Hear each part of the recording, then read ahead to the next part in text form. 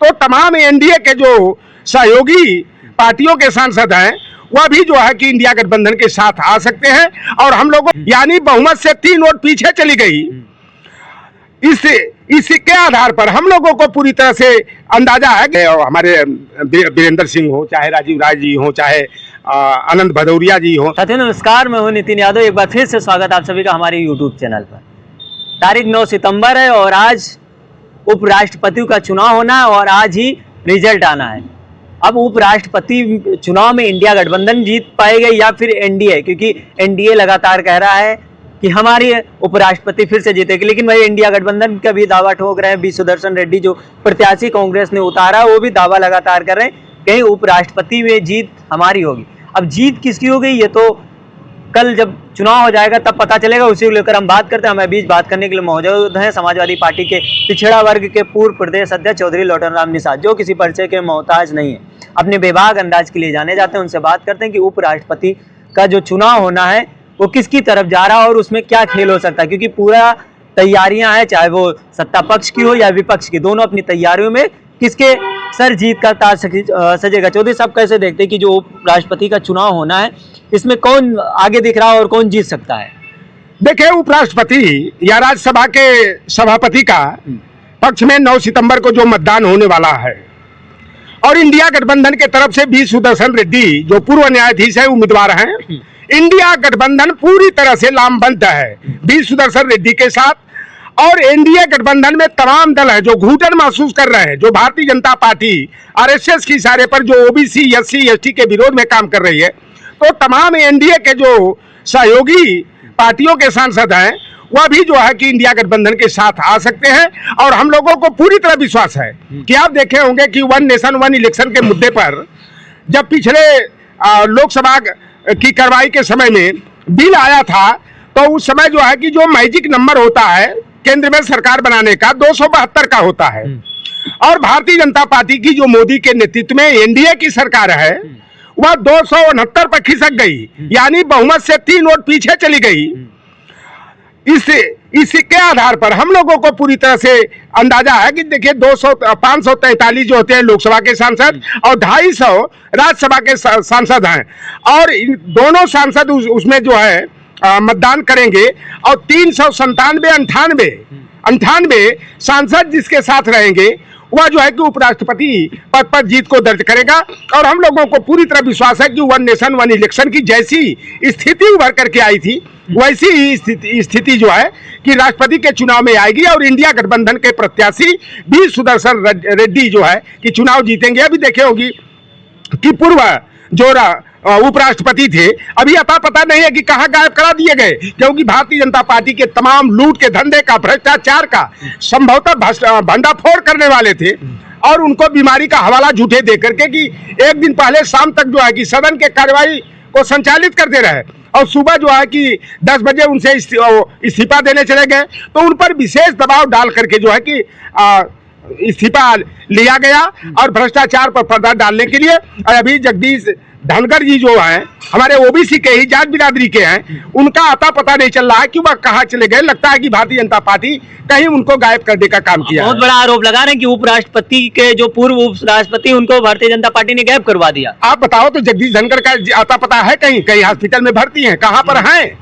यह सरकार जो है कि अगर गायब नहीं की है तो सरकार उनका जो है कि वीडियो द्वारा जो है कि प्रदर्शन कराने का, जनता के सामने जो है सच्चाई को उजागर करने का काम करे। तो ये भारतीय जनता पार्टी जिस तरह से bunch of thoughts we are our nation who define की नीतियां लागू करके सरकारी संस्थानों को जो है कि बेचने का काम कर रही है, निजी हाथों में सौंप कर नौकरी और रोजगार के अवसर खत्म करने का काम कर रही है, तो तमाम एनडीए के जो सहयोगी दल हैं, चाहे चंद्रबाबू नायडू हो, चाहे एकनाथ शिंदे हो, अनुप्रिया पटेल हो, चाहे अजीत पवार हो और एक हमारे भतीजा भी हैं चिराग पासवान, अगर तनिक भी लोगों को ओबीसी एससी के प्रति दर्द होगा कि किस तरह से जो बाबा साहेब भीमराव अंबेडकर ने संविधान के अनुच्छेद संख्या 15(4)(16)(4) में प्रतिनिधित्व का अधिकार दिया, उन सारे अधिकारों को भारतीय जनता पार्टी कुंद करने का काम कर रही है। लोकतंत्र को खत्म करके राजतंत्र को स्थापित करने के पद पर जो है कि आगे बढ़ने का काम कर रही है, उसी दिन हम लोगों को अंदेशा होगा कि भारतीय जनता पार्टी का लोकतंत्र में विश्वास नहीं है।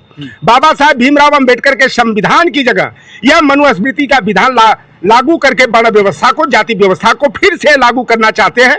आप देखे होंगे कि सेंट्रल विस्टा का जब उद्घाटन होता है तो राष्ट्रपति जो ये संसद की पूर्णता जो होती है, लोकसभा राज्यसभा के सांसद प्लस राष्ट्रपति को मिलाकर होता है, और संसद का संरक्षक जो होता है वो राष्ट्रपति होता है। सेंट्रल विस्टा का उद्घाटन होता है, राष्ट्रपति को बुलाया नहीं जाता है, इसलिए कि वो आदिवासी समाज की है, महिला है, और निचले सदन के जो अध्यक्ष हैं ओम बिरला, उनको लेकर के मोदी जी उद्घाटन के कार्यवाही को आगे बढ़ाते हैं। और जो हमारा राष्ट्रीय प्रतीक अशोक स्तंभ था उसको हटा करके राजदंड का प्रतीक जो है कि सिंगोल को स्थापित कर दिया गया। तो जो ओबीसी एससी एसटी के नेता जाति के नाम पर राजनीति में सफल हुए हैं, सांसद और विधायक बने हैं, उनको भी यह सच्चाई देखना चाहिए कि भारतीय जनता पार्टी किस तरह से संवैधानिक और लोकतांत्रिक मूल्यों की हत्या करने का काम कर रही है, संविधान को कुचलने का काम कर रही है।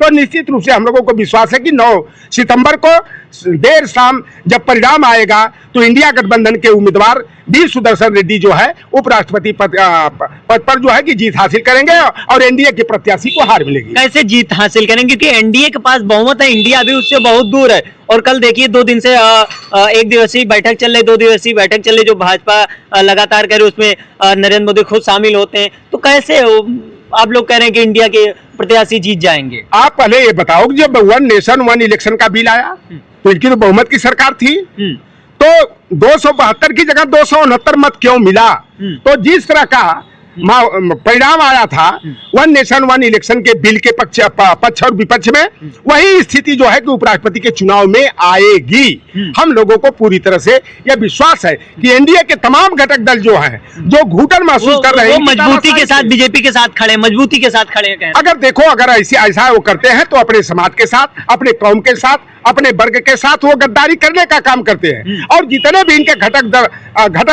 दल है वो मोस्टली जो है कि उनका नेतृत्व करने वाले हमारे ओबीसी और एससी के लोग ही हैं। इसलिए हम लोगों को विश्वास है कि उनका जमीर जागेगा और बाबा साहेब भीमराव अंबेडकर के संविधान को सम्मान देने के लिए इंडिया गठबंधन के उम्मीदवार वी सुदर्शन रेड्डी के पक्ष में मतदान करके जो है लोकतंत्र की बुनियाद को मजबूत करने का काम करेंगे। ऐसा भी उम्मीद लगाया जा रहा है कि इंडिया के भी सांसद कुछ एनडीए के संपर्क में है, कहीं उल्टा ही ना खेल हो जाए। ऐसा तो हम लोगों को नहीं देखने में है। हमारा इंडिया गठबंधन के साझेदार जितने दल हैं वह सभी एकजुट हैं, और जो फूट का डर है वह एनडीए गठबंधन में ही है। और जैसे देखा आपने कि उनका बिल गिर गया था, जो कि पूरी तरह से एक तंत्रीय व्यवस्था को लागू करना चाह रहे थे, संविधान से परे जाके राजतंत्र को स्थापित करना चाह रहे थे, और उस समय लोगों ने बड़े गंभीरता से निर्णय लेते हुए 1 नेशन 1 इलेक्शन के बिल को धराशायी कर दिया था। उसी तरह से उपराष्ट्रपति का चुनाव में भी जो है इंडिया गठबंधन का उम्मीदवार जीतेगा। और अगर ऐसा हो गया तो समझिए कि मोदी की भी कुर्सी खतरे में है। अच्छा जी, जैसे कि चंद्रबाबू नायडू के बहुत करीबी मित्र भी रह चुके वी सुदर्शन रेड्डी, और उसी पर यह निर्भर होता है कि चंद्रबाबू नायडू किधर जाएंगे। अगर वो एनडीए का साथ छोड़ के इंडिया के साथ आते हैं तो फिर कहीं कुर्सी दोनों डगमगा तो नहीं जाएंगी? देखिए, डगमगाने की बात नहीं, वो मुख्यमंत्री हैं, बहुमत की सरकार है उनकी, और अगर उनके 16-17 सांसद इंडिया गठबंधन के साथ आते हैं, निश्चित रूप से एक नई राजनीति की पटकथा लिखी जाएगी। और चंद्रबाबू नायडू जो है कि अगर ऐसा करते हैं, अजीत पवार हो, एकनाथ शिंदे, तो एक बहुत बड़ा संदेश जाएगा कि सामाजिक न्याय के अधिष्ठाता छत्रपति शाहू जी महाराज ने जिस तरह से अपने रियासत में 50% आरक्षण जो है 27 जुलाई 1902 को दे करके एक नया इतिहास बनाने का काम किए थे, उसी तरह से एकनाथ शिंदे हो, चाहे अजीत पवार हो, चाहे एकनाथ शिंदे हो, अनुप्रिया पटेल हो, ये साहू जी के वंशज हैं, वीर शिवाजी के वंशज हैं। तो चंद्रबाबू नायडू खेल कर सकते हैं। चंद्रबाबू नायडू से पूरी तरह से हम लोगों को विश्वास है, और जो भी इनके तमाम घटक दल है, हम लोगों को विश्वास है कि अगर उनका जमीर जिंदा होगा और संविधान के माध्यम से ही उनको जो है कि लोकसभा राज्यसभा में प्रतिनिधित्व का अधिकार मिला है, तो निश्चित रूप से जो है कि वह संविधान की रक्षक पार्टी के साथ जाएंगे, न कि राजतंत्र के माहौल को बना करके सेंगोल को स्थापित करने वाले भारतीय जनता पार्टी के साथ जाकर के